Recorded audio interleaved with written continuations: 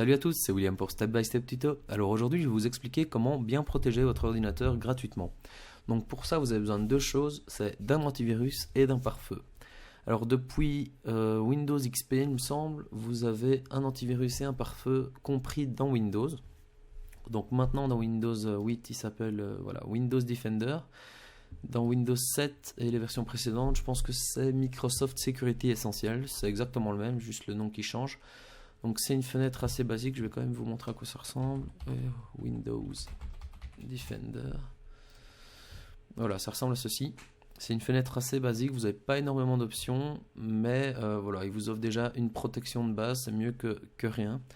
Maintenant, bon, si vous faites quasi rien, que vous allez juste surfer de temps en temps sur votre ordinateur, que vous faites vraiment pas grand chose, c'est une protection de base qui est correcte. Mais moi, je vous conseille de changer l'antivirus et de prendre un autre antivirus gratuit.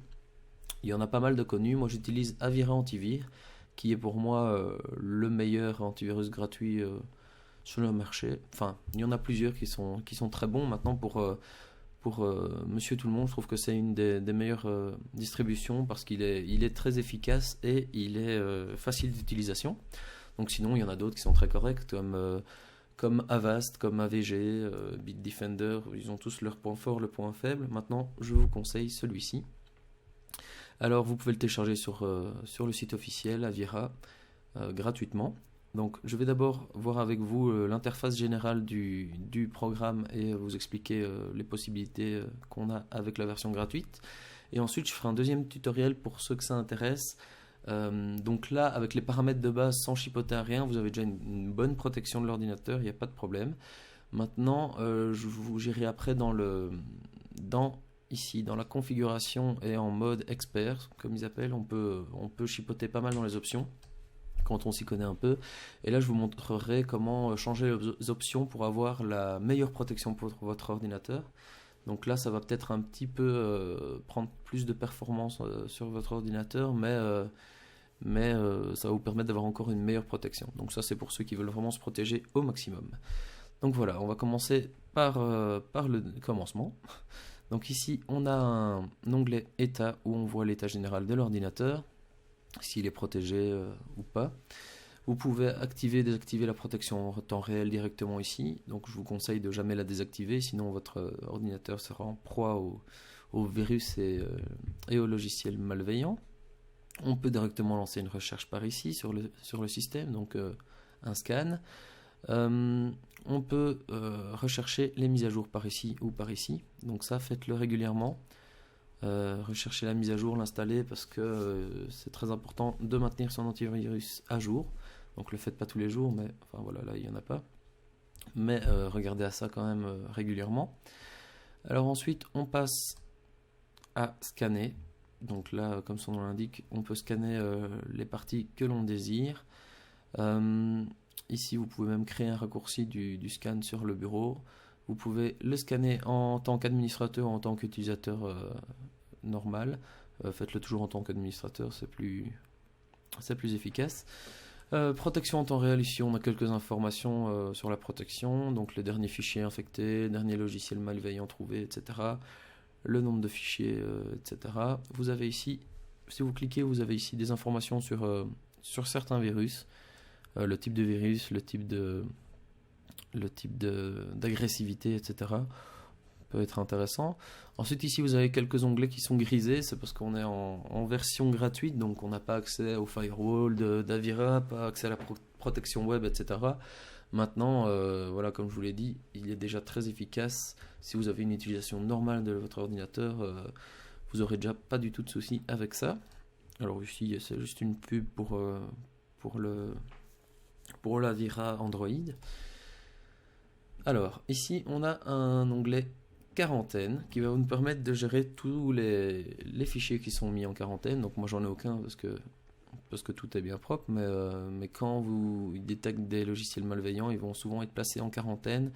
Ensuite vous déciderez de ce que vous en faites, si vous voulez les supprimer, si vous voulez restaurer, si vous voulez les mettre ailleurs. Vous pouvez aussi aller chercher dans vos fichiers n'importe quel fichier et le mettre en quarantaine. Donc voilà. Ensuite, planificateur, ça c'est une option assez intéressante. Vous avez une action qui est de base activée ici. que vous ne savez pas supprimer d'ailleurs. C'est une action qui est permanente, qui a été créée avec le logiciel qui permet à Avira de faire un scan toutes les 168 heures en mode réduit, donc ça veut dire qu'on ne le voit pas, etc. Maintenant, je vais vous montrer comment en créer une vous-même, personnalisée. Donc vous appuyez sur le petit plus ici, vous appelez votre tâche comme vous le désirez, test, description, enfin vous mettez ça, c'est comme vous désirez. Suivant. Tâche de contrôle ou tâche de mise à jour, vous pouvez faire les deux. Donc là, on va faire de contrôle parce que c'est ce qui nous intéresse. Donc c'est un scan du PC. Ici, vous choisissez les lecteurs que vous désirez, mes documents, etc. ou même personnalisés. Donc moi, je vais mettre lecteurs locaux. On va faire un petit test. Donc quand est-ce que la tâche va s'effectuer? Vous pouvez dire tous les jours, toutes les semaines, intervalle de, etc. On va dire toutes les semaines. Vous pouvez décider du jour, de l'heure. Donc vraiment le mettre au moment que vous le désirez. Voilà, vous choisissez le dimanche à 16h14 par exemple. Suivant. Ici, c'est le mode d'affichage de la fenêtre. Donc soit vous le faites en réduit, donc ça veut dire que ça ne se verra pas. Enfin en réduit. Vous avez invisible qui ne se voit pas du tout, réduit ce sera en coin, et agrandi ce sera comme ceci. Donc on peut mettre en réduit ou invisible. Vous pouvez décider d'arrêter l'ordinateur à chaque fois que la tâche est terminée, ça peut être intéressant.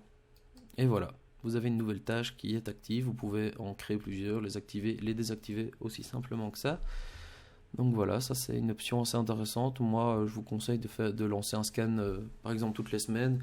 Vous le faites genre le dimanche midi ou quoi, vous laissez tourner votre ordinateur à un moment où vous ne l'utilisez pas et vous le faites. Vous pouvez même le faire quand vous l'utilisez, mais moi je préfère le faire quand je ne suis pas sur l'ordinateur. Alors ici on a des rapports de tout ce qui s'est passé avec le logiciel, donc les mises à jour, les checks, etc. Et les événements, donc c'est la même chose mais en plus détaillé. Vous pouvez avoir tout ce qui se passe, mise à jour, scanner, planificateur, etc. Tout ce que vous avez fait. Voilà, ça c'est pour avoir un petit coup d'œil général. Donc voilà, ici c'est tout pour ce tuto. Comme je l'ai dit avant, avec cette configuration-ci, vous avez déjà une très bonne protection. Maintenant, je vous retrouve dans un second tuto si ça vous intéresse pour paramétrer à fond le logiciel avec les meilleures performances possibles pour votre protection. Donc voilà, n'hésitez pas à vous abonner à ma chaîne si ça vous a intéressé et à suivre mes autres vidéos. Salut à tous!